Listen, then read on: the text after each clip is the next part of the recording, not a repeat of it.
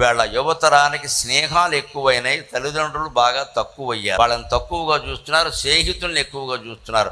అమ్మ ఒక పని చేస్తే చెయ్యడు, నాన్న ఒక పని చెప్తే చెయ్యడు. ఫ్రెండ్ పిలిచాడనగానే మాత్రం బండి 6వ గేర్లో పెట్టి పరిగెట్టేస్తాడు. తల్లిదండ్రుల మాటకి విలువ ఇవ్వడమే చాలా ముఖ్యం. ఉంటారు ఫ్రెండ్స్ ఉంటారు, ఒకడు రెండింటి మధ్యలో పోటీ లేకపోతే నీ స్నేహితుల మాటకి విలువ ఇచ్చుకో, తప్పులు. రెండింటి మధ్యలో పోటీ వస్తే మా నాన్నగారు ఒప్పుకోరు, మా అమ్మ ఒప్పుకోదని చెప్పాలి ఖచ్చితంగా. అప్పుడు ఆ స్నేహితులు కూడా నేర్చుకుంటారు ఎలా ఉండాలి. స్నేహం కోసం తల్లిదండ్రులని విడిచిపెట్టవద్దు. అలాగే తల్లిదండ్రులే స్నేహితులు అనుకోవాలి. కొంతమంది ఎదిగిన పిల్లలు, ఆడపిల్లలు ముఖ్యంగా ఎలా ఉంటారు, మా అమ్మే నాకు గొప్ప ఫ్రెండ్ అంటారు. తల్లి ద్వారా నేర్చుకుంటారండి. బహుశా ఆవిడకి ఈవిడ చాలా చిన్న వయసులో పుట్టుండొచ్చు కూడా. యవ్వనంలో ఉండే అమ్మాయి మనస్సు ఏమిటో ఆ తల్లికి తెలిసినట్టుగా వేరే వాళ్ళకి ఎలా తెలుస్తాయండి. అందుకని ఊళ్ళో వాళ్ళు ఎవరన్నా అడిగితే మా అమ్మే నాకు స్నేహితురాలు, ఇక వేరే స్నేహితురాలు నాకు అక్కలా అంటే ఆ తల్లి ఎంత ఆనందిస్తుంది, తండ్రి ఎంత ధైర్యంగా ఉంటాడు. ఆ ధైర్యాన్ని తల్లిదండ్రులు ఇవ్వకపోతే బతుకు దండగా.